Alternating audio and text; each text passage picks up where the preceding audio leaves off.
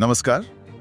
उत्तर प्रदेश की राजनीति में आजकल विकास के दावों को लेकर एक जोरदार बहस छिड़ी हुई है। हाँ बिल्कुल, सुनने में आ रहा है। एक तरफ मुख्यमंत्री योगी आदित्यनाथ हैं, वो अपनी सरकार की क्या कहते हैं उपलब्धियां गिना रहे हैं, बड़े बड़े आंकड़े दे रहे हैं।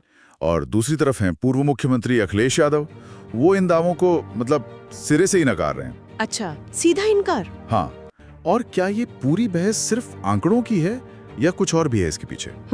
ये जानना दिलचस्प होगा। चलिए इस पर थोड़ी विस्तार से बात करते हैं। बिल्कुल। तो शुरुआत करते हैं मुख्यमंत्री योगी आदित्यनाथ की उस प्रेस कॉन्फ्रेंस से जो उन्होंने हाल में की। हाँ। जहां उन्होंने बताया कि 2017 के बाद उत्तर प्रदेश में मतलब क्या-क्या बदला है। एक खाका पेश किया उन्होंने। अच्छा। सबसे पहले तो उन्होंने मेट्रो नेटवर्क का जिक्र किया। बोले कि 2017 से पहले राज्य के किसी शहर में मेट्रो नहीं थी, ऑपरेशनल नहीं थी। जीरो, बिल्कुल नहीं। हाँ, उनके मुताबिक। और आज वो कह रहे हैं 6 शहरों में मेट्रो दौड़ रही है। 6 शहरों में? ये तो बड़ा बदलाव है अगर ऐसा है तो। हाँ, ये अपने आप में एक बड़ा दावा है, शहरी परिवहन के हिसाब से देखें तो। बिल्कुल। फिर बात आई हवाई अड्डों की, एयरपोर्ट्स। यहाँ भी बड़े दावे किए गए। बताया कि 2017 में सिर्फ 2 एयरपोर्ट्स थे जो पूरी तरह चालू थे और 2 थे जो मतलब आंशिक रूप से काम कर रहे थे। अच्छा, यानी कुल 4 मान लें। हाँ, उस तरह से। हाँ। लेकिन आज उनके मुताबिक 16 एयरपोर्ट्स काम कर रहे हैं। 16? ये तो बहुत बड़ा जंप है। हाँ, और सिर्फ इतना ही नहीं, वो गौतम बुद्ध नगर यानी नोएडा के पास जेवर में, हाँ, जेवर एयरपोर्ट, देश का सबसे बड़ा एयरपोर्ट बन रहा है और कह रहे हैं कि इसी साल के अंत तक शायद शुरू भी हो जाएगा। अच्छा, ये तो वाकई बहुत बड़ी परियोजना है, नेशनल लेवल की। बिल्कुल। फिर सड़कों के नेटवर्क पर भी जोर था। दावा किया कि आज देश में नेशनल हाईवे का सबसे बेहतरीन नेटवर्क अगर कहीं है तो वो उत्तर प्रदेश में है। सबसे बेहतरीन पूरे देश में? हाँ, ये उनका दावा है। और बात यही नहीं रुकी, एक्सप्रेसवे का जिक्र करते हुए कहा, एक्सप्रेसवेज तो काफी बन रहे हैं वहाँ। हाँ, कहा कि जब गंगा एक्सप्रेसवे बन जाएगा तो देश का जो टोटल एक्सप्रेसवे नेटवर्क है उसका 60% हिस्सा अकेली यूपी में होगा। 60%? ये तो मतलब जबरदस्त आंकड़ा है।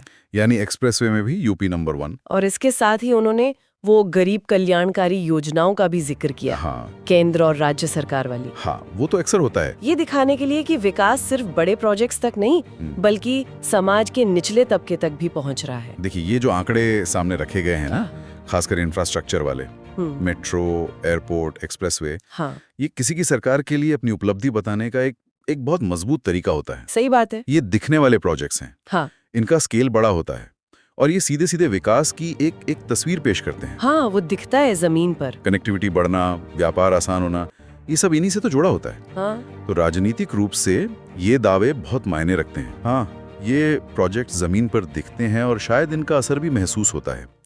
लेकिन सवाल यह है कि क्या इन दावों में सिर्फ भविष्य की उम्मीदें हैं या जमीनी हकीकत भी उतनी ही ठोस है? इस पर शायद अलग से देखने की जरूरत होगी। बिल्कुल। अक्सर ऐसे बड़े दावों में भविष्य की योजनाएं और जो अभी की स्थिति है उसका एक मिश्रण होता है। हाँ, हो सकता है। और यहीं पर विपक्ष को वो सवाल उठाने का मौका मिल जाता है। अच्छा।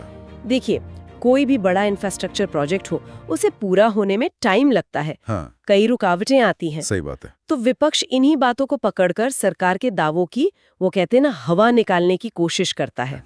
और ये देखना भी जरूरी होता है कि क्या ये विकास वाकई सबके लिए है, क्या इसका फायदा सच में समाज के हर तबके तक पहुंच रहा है, जैसा कि वो गरीब कल्याण योजनाओं के जिक्र से संकेत दे रहे थे। और जैसा आपने कहा, विपक्ष ने तुरंत प्रतिक्रिया दी, देर नहीं लगाई। हाँ। क्या कहा? पूर्व मुख्यमंत्री अखिलेश यादव ने इन दावों पर बहुत तीखी टिप्पणी की। अच्छा। उन्होंने योगी आदित्यनाथ के बयानों को बेहद शर्मनाक कहा और यहाँ तक कि सफेद झूठ।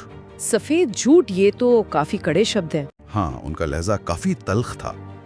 उन्होंने यहाँ तक कहा कि आज तो झूठ भी अपने आप को लज्जित महसूस कर रहा होगा। अरे बाप रे। उन्होंने कहा कि भाई, इतना बड़ा झूठ नहीं बोलना चाहिए कि आदमी दूसरों की नजर में तो गिरे ही, अपनी ही निगाह में गिर जाए। ये तो सीधा व्यक्तिगत ईमानदारी पर सवाल उठा दिया।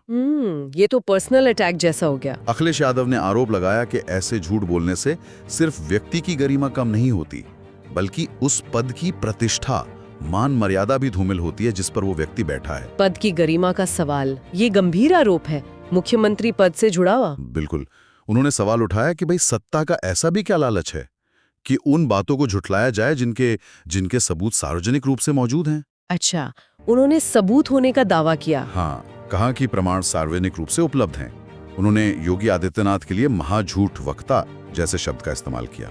महाझूठ वक्ता। हाँ, और कटाक्ष किया कि शायद ऐसे लोग अपने समर्थकों को महामूर्ख समझते हैं। उन्होंने ये भी जोर दिया कि कम से कम पद की गरिमा तो बनाए रखनी चाहिए। और हमारे सोर्स में ये भी बताया गया कि उन्होंने सोशल मीडिया पर कुछ तस्वीरें भी शेयर की और एक लंबा पोस्ट भी लिखा। अच्छा, सोशल मीडिया पर भी एक्टिव हुए। हाँ, हालांकि उन तस्वीरों और पोस्ट में क्या था, इसका ब्यौरा नहीं है। ये प्रतिक्रिया तो बहुत दिलचस्प है। यहाँ सिर्फ आंकड़ों को चैलेंज नहीं किया जा रहा है। हाँ, वही मैं सोच रहा था। बल्कि पूरी बहस का क्या कहते हैं, रुख ही मोड़ने की कोशिश लग रही है। शर्मनाक सफेद झूठ, पद की गरिमा, महाझूठ वक्ता, ये शब्द लड़ाई को फैक्ट से हटाकर मोरालिटी, क्रेडिबिलिटी और पर्सनल कंडक्ट के मैदान में ले जाते हैं, नैतिकता और विश्वसनीयता पर। हाँ, ये एक क्लासिक राजनीतिक टैक्टिक है कि जब आप मैसेज पर सीधे सीधे हमला नहीं कर पाते तो मैसेंजर की विश्वसनीयता पर सवाल उठा दो। तो क्या ये माने कि विपक्ष के पास इन आंकड़ों का कोई ठोस जवाब नहीं था, इसलिए भाषा का सहारा लिया? ऐसा कहना शायद थोड़ी जल्दबाजी होगी। हो सकता है उनके पास अपने तर्क हों, अपने आंकड़े हों, जैसा उन्होंने कहा भी कि सार्वजनिक प्रमाण मौजूद है। हाँ, ये बात तो है। लेकिन इस तरह की बयानबाजी का एक मकसद ये भी होता है कि जनता के बीच एक परसेप्शन बनाया जाए कि सत्ताधारी दल सच नहीं बोल रहा है।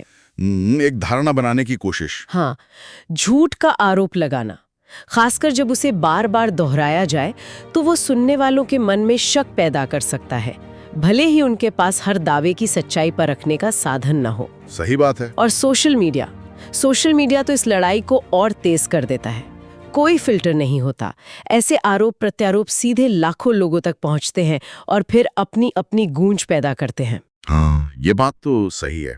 सोशल मीडिया ने तो पूरा खेल ही बदल दिया है राजनीतिक संवाद का। बिल्कुल। अच्छा, एक और बात ध्यान देने वाली है इसमें। योगी आदित्यनाथ ने अपनी प्रेस कॉन्फ्रेंस में सिर्फ विकास के आंकड़ों की बात नहीं की। अच्छा। और क्या कहा?